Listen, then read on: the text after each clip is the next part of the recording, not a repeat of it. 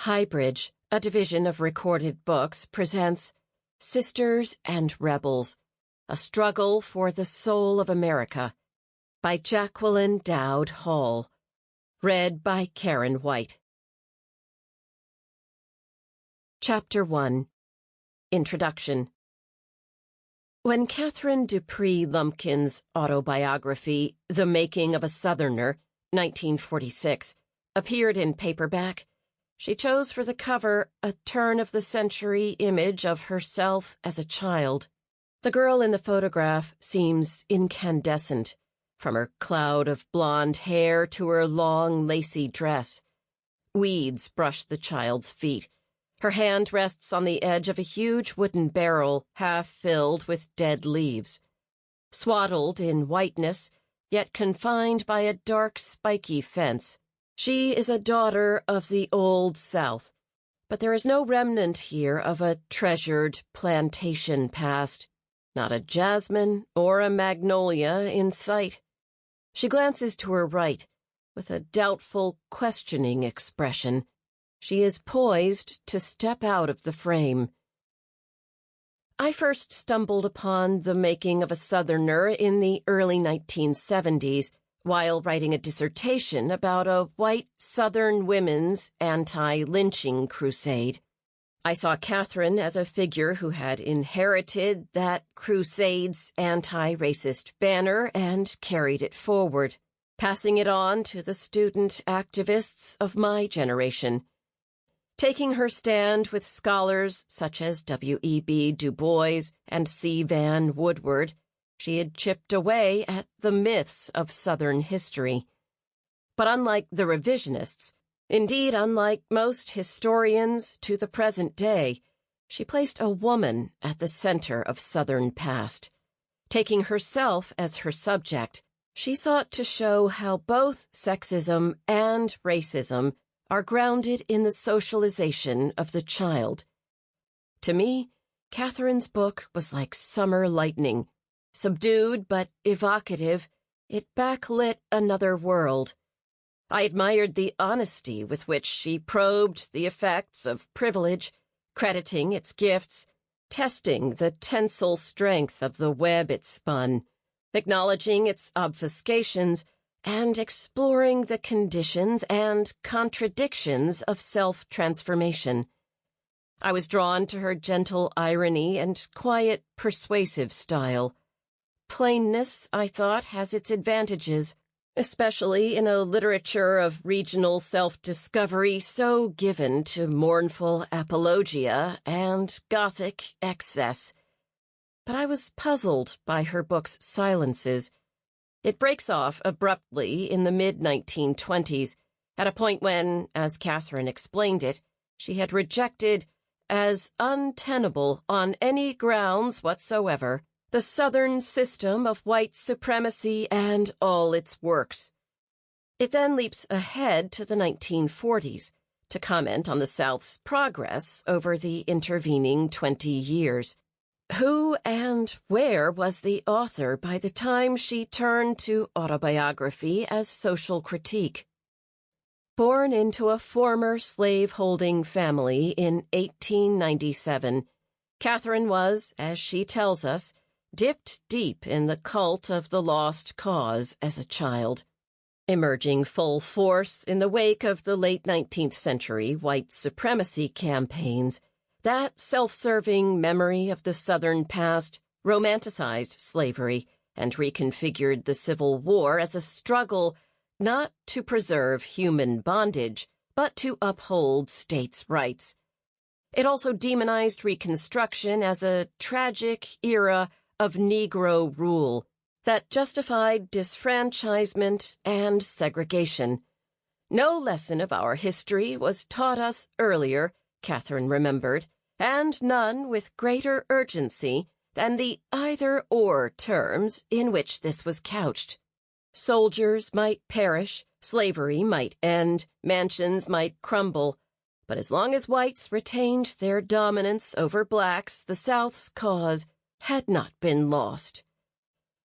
Katharine's effort to free herself from that legacy began in earnest when she encountered liberal Christianity and the social sciences at a small but vibrant women's college in her native region. She left the South briefly to study at Columbia University, returning in 1920 to spearhead the YWCA's campaign to build an interracial student movement in the face of Jim Crow. She left again 5 years later, eventually settling with her partner, the radical Smith College economist Dorothy Wolfe Douglas, in Northampton, Massachusetts. Braving the job market in the late 1920s, just as professionalization and discrimination combined to stamp the social sciences as a masculine preserve, she experienced at first hand the dashed hopes of academic women, whose numbers declined steadily over the next 40 years. For Katharine, as for so many of her generation, the Great Depression had a galvanizing effect. Faced with mass poverty and inspired by mass mobilization, she abandoned the impersonal voice of scholarly writing, the price of admission to an academic position, in favor of activism and advocacy in behalf of a robust labor movement, a strong social security system, and other far-reaching New Deal legislation. At the same time, she returned to the South, not as a literal geographic place, but as a site of political commitment and moral passion, a landscape of the heart. Coming out as a white Southerner, she wrote The South in Progress, 1940.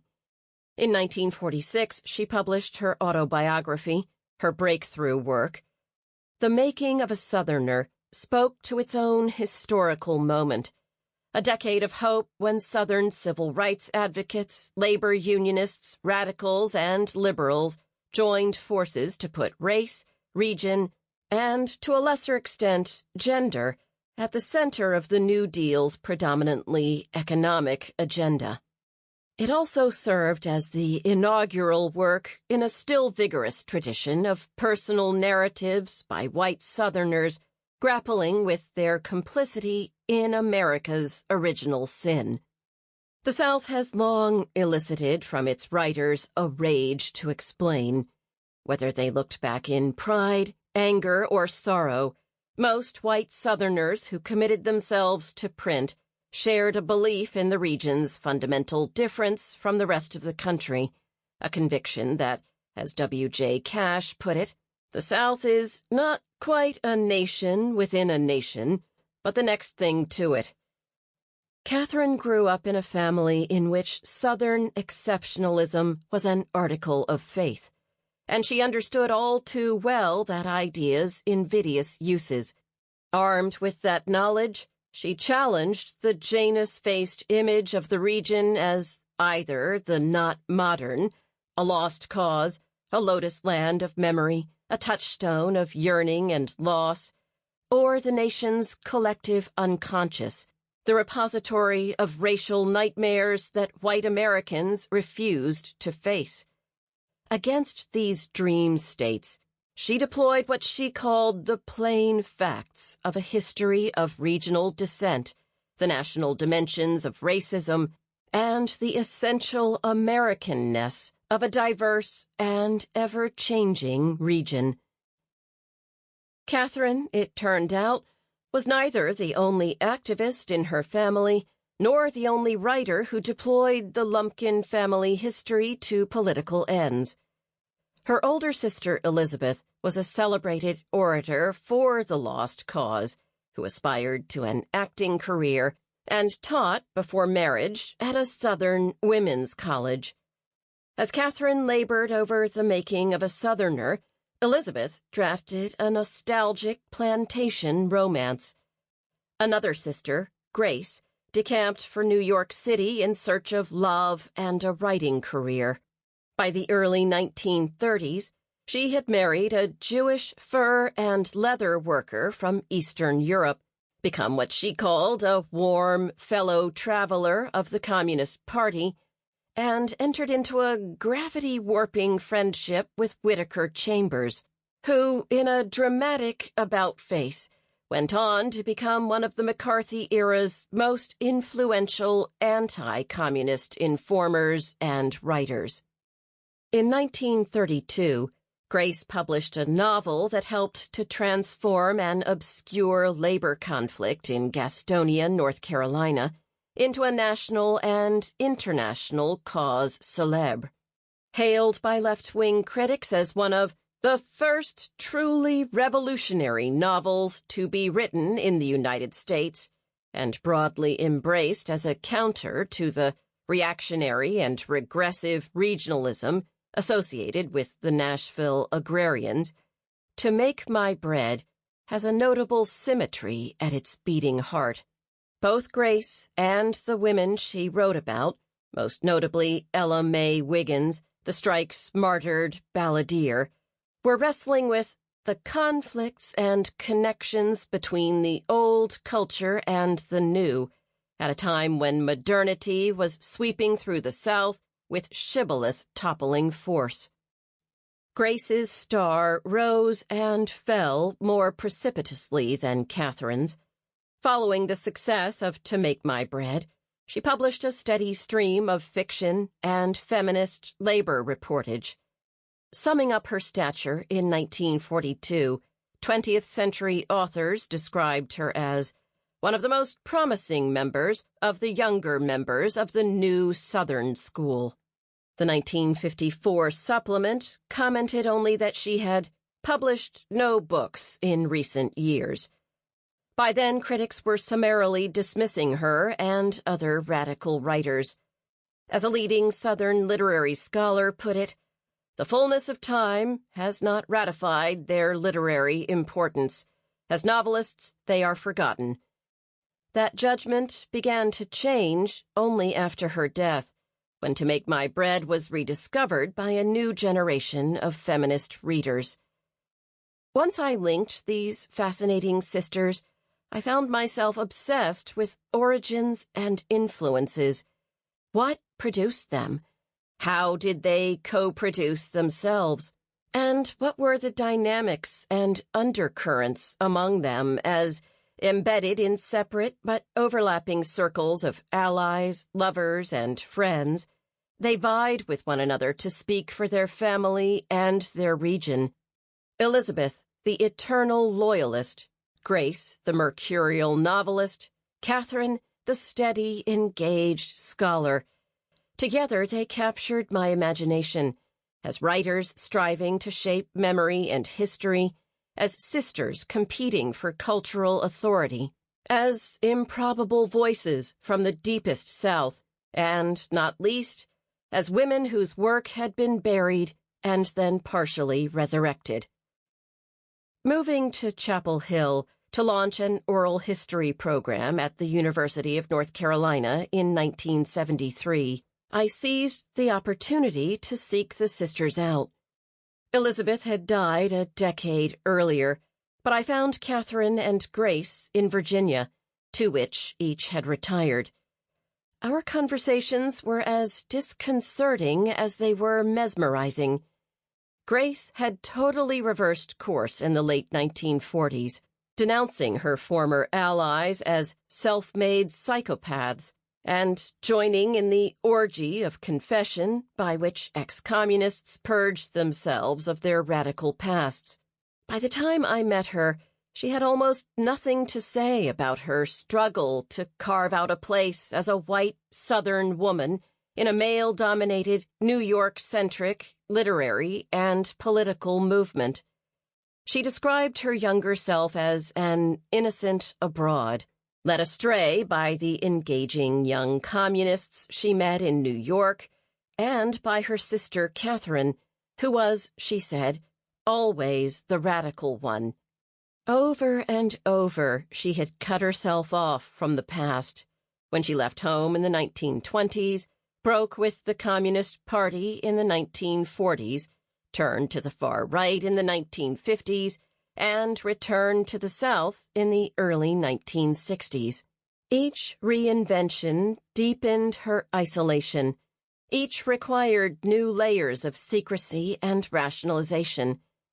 Although I was grateful to have met her, I saw the impossibility, even treachery, of basing my vision of her life on this encounter in her later years.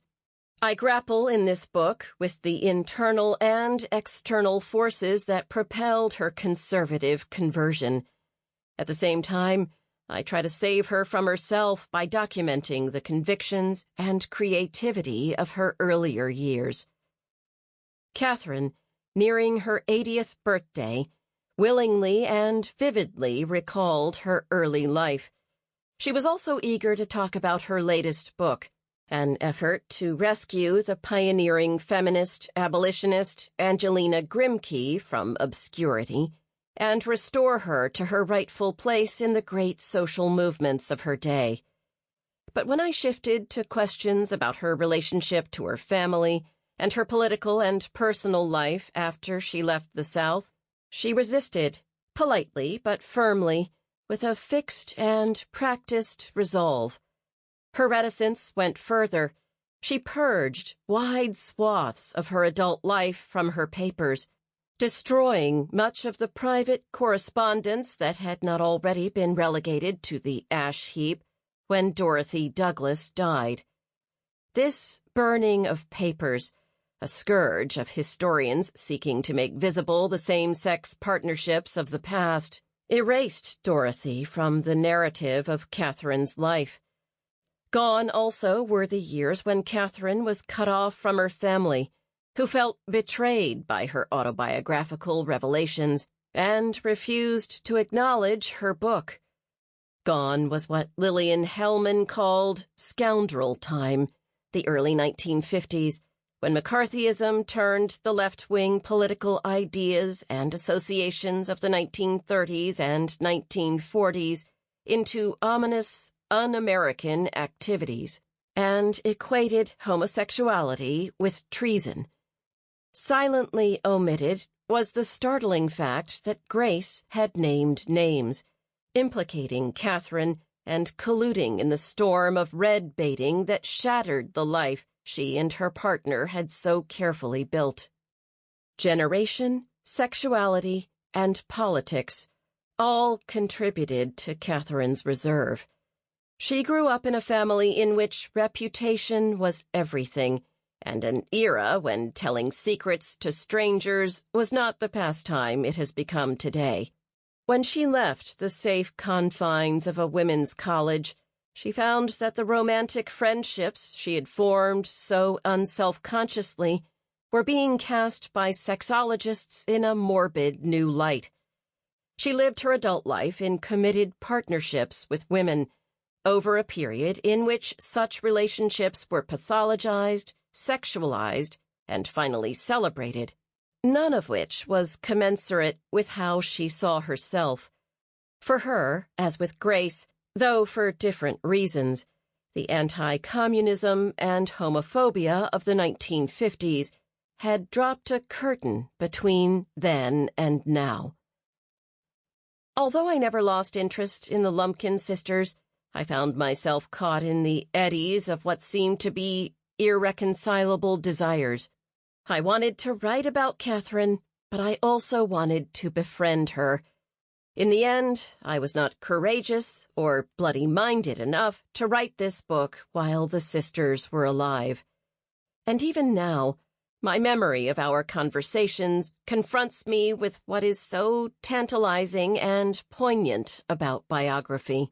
The feelings of loyalty and responsibility it generates, the tension it produces between respect for privacy and lust for knowledge, the way it can position even the most respectful author as an intruder, a thief in the houses of the living and the dead. As Katharine wrote, she could hear the hurt, disapproving voices of people she loved humming in her ears. For her, those voices personified the resistance that keeps a writer from writing and contests one's authority to interpret the past. As for me, I never sat down to work on this book without remembering something that Katharine said during our first interview so many years ago. Carried away by my own preoccupations, I kept asking about her relationship with Grace, beyond the point at which it became clear that this was not a subject Katharine wanted to pursue. Suddenly she shifted to a different voice. "My young friend," she said, changing the balance of power with a phrase, "don't try too hard in your work to account for things by these interpersonal relationships in the family, important as they are. Look not only for the likenesses and the inter-influences, but look for the differences." I came to see the sisters as the most intimate of strangers, estranged and yet forever entangled by their mutual obsession with a region they imagined and reclaimed in utterly different ways. Those entanglements and obsessions lie at the core of the story I tell. But, heeding Katharine's admonition, I put each sister in her separate milieu.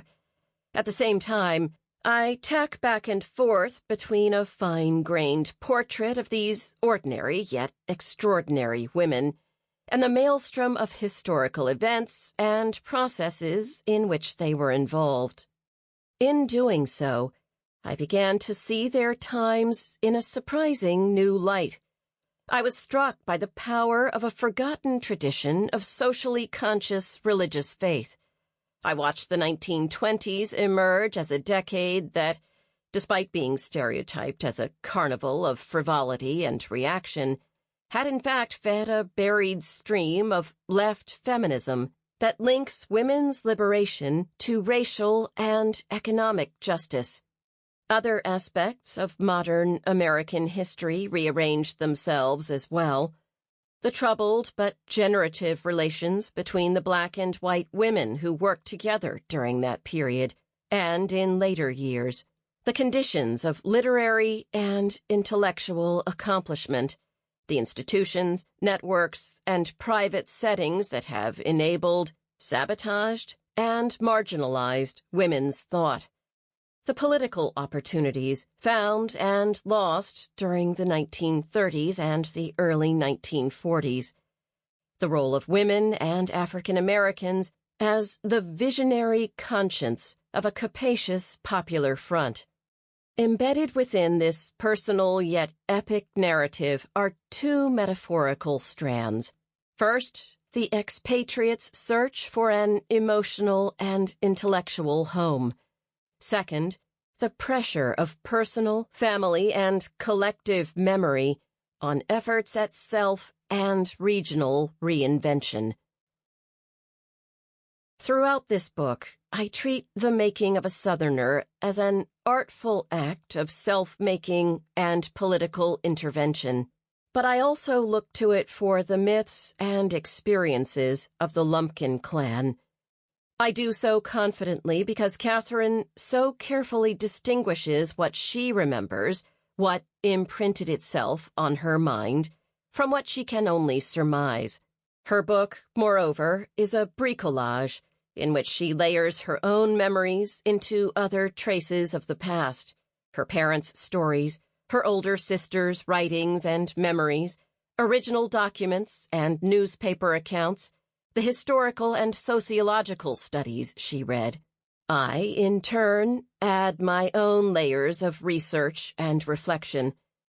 One discovery proved especially revealing: her father's bitter, murderous memoir, in which he detailed his complicity in the atrocities committed by the Reconstruction-era Ku Klux Klan. Never openly acknowledged, their father's acts hovered in the background of all the sisters' writings, especially in Katharine's oblique but powerful account of the violence hidden in the heart of family life, and her meditations on slavery, abolitionism, and Reconstruction. To fill the silences of the 1950s, I spent years filing Freedom of Information Act requests with the FBI, then sued the Department of Justice. The process was maddening, but I treasure the memory of my lawyer declaring in a meeting with high-ranking officials The American people have a right to know their own history. Striking a small blow against governmental secrecy, we finally won a court ruling that gave me access to a trove of evidence about the impact of a culture of surveillance and suppression on activist intellectual lives.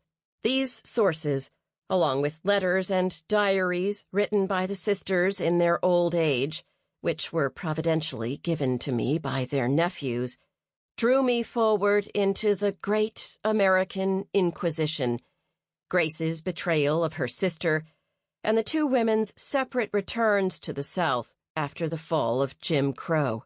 I end with the story of how they faced mortality at a time when they were more directly connected with each other, often painfully so, than they had been since they left their native region.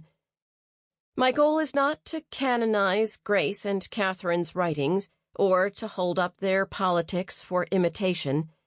As the literary scholar Carrie Nelson puts it, we recover what we are culturally and psychologically prepared to recover, and what we recover we necessarily rewrite, giving it meanings that are inescapably contemporary, giving it a new discursive life in the present, a life it cannot have had before.